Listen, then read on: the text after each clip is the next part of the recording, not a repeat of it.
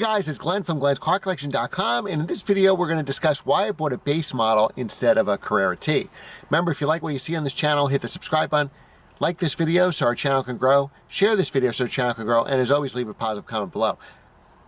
Make comments on every video. That helps me in the YouTube algorithm. All right, guys, so why would I get a base when a Carrera T was out there? That's a fantastic question, and for a while I was convinced I would be buying a Carrera T. So first, let's go over what makes the Carrera T different, and then I'll tell you why I didn't get one. So Carrera T has some pretty cool options that's not available on a base. You can get carbon fiber buckets. You can delete the rear seat. You have torque vectoring standard. Optional, you can get the rear steer. You can get lightweight glass. You can get shorter gear ratios for your manual transmission, so you're always shifting. And you have a unique model. Well, I was really convinced that I was going to have a Carrera T for sure. Also, what's standard on it is sport exhaust, 20-inch wheels. The great thing is my base has both of those. So I have a sport exhaust, I have the 20-inch wheels.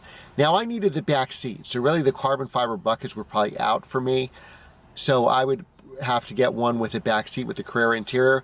So what I did is I drove every variant of the 911. Well, there's like 24 different 911. So the chances of you going to the dealer and coming out with exactly what you want are slim to none. So I drove the S model, I drove the GTS, and I drove the base. And honestly, I like naturally aspirated motors better. And to me, the S and the GTS obviously had more power, but they all have the 3-liter turbocharged intercooled motor. The difference was bigger turbos and obviously more cooling.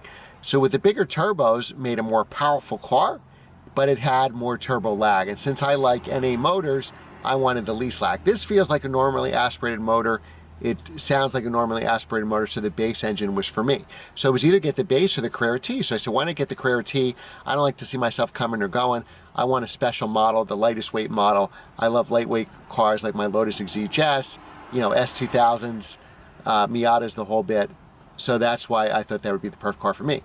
So I actually drove them back to back. Now, if you get all the weight saving options on the Carrera T, you delete the rear seat, you go with the carbon buckets, you could save up to like 44 pounds, somewhere give or take there. Most cars aren't optioned that way though. They have the other luxury options and they're only saving about 11 pounds.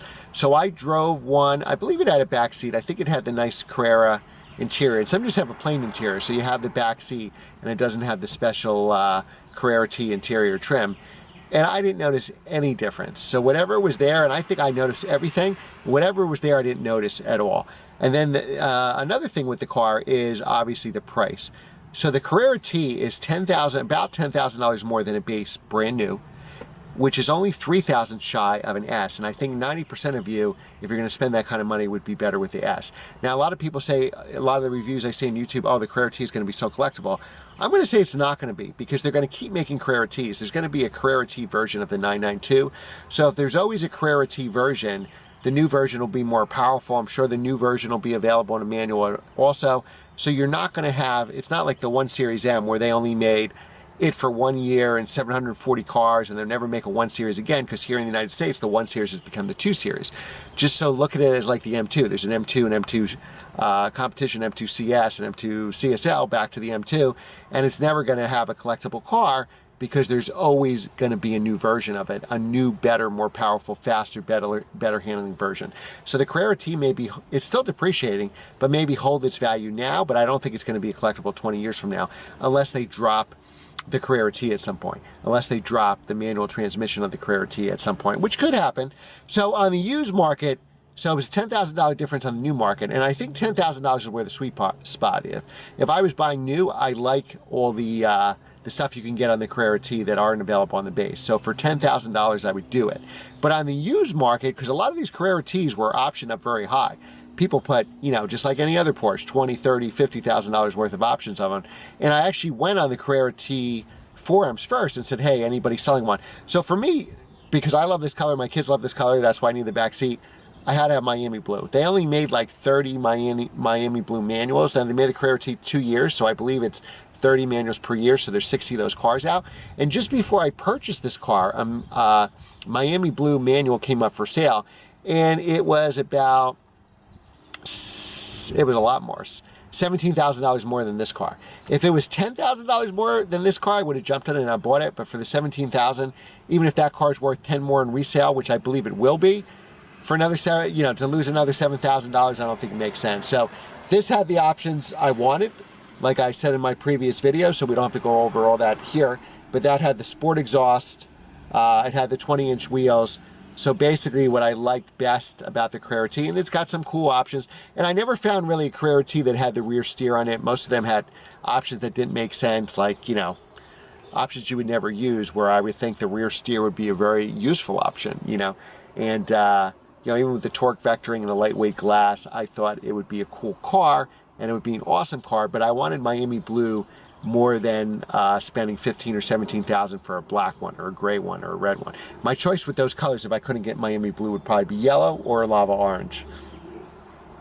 So I think for the price, I did great. Carrera T will have a little more resale value, probably always be worth 10 more than this car, but for me, since I needed two cars, a new daily driver and this, it didn't make any sense. But I do love the Carrera T. If you have one, definitely drive the heck out of it and enjoy it. And what I like about the Carrera T is I think about 40% of those cars were taken with a manual transmission, unlike the regular, like this base Carrera, probably 90% of them are PDK. So there is a higher concentration of manuals on the Carrera T, and it's got some unique stuff. But what killed that car for me, anyway, is driving it back to back with a base where I didn't notice any difference to justify the price. So, I'd rather spend that 10 grand on, or 15 grand on mods for this car. For, $1,000, $2,000, you can make this a 500 horsepower car with a tune and some bolt-ons. So why wouldn't you do that rather than get a Carrera T that 90% of them that are spec'd weigh, 20 pounds less than this car, where you're not going to feel the difference. So that's what it is for me. I wouldn't stop anybody from getting a Carrera T. You're definitely an enthusiast if you buy that car. But, they're both fantastic cars. But to me, this is the way to go. Miami Blue is number one for me. Manual, sport exhaust, and that gave me everything that I needed here. All right, guys, so that's why I didn't buy a Carrera T. But Carrera T was a really good guess, and it's a phenomenal car. And definitely we should be thankful that Porsche makes these enthusiast cars. But let me tell you something. There is no bad 911. Thanks again for watching, guys. Remember to like, share, and subscribe. And I will see you next time.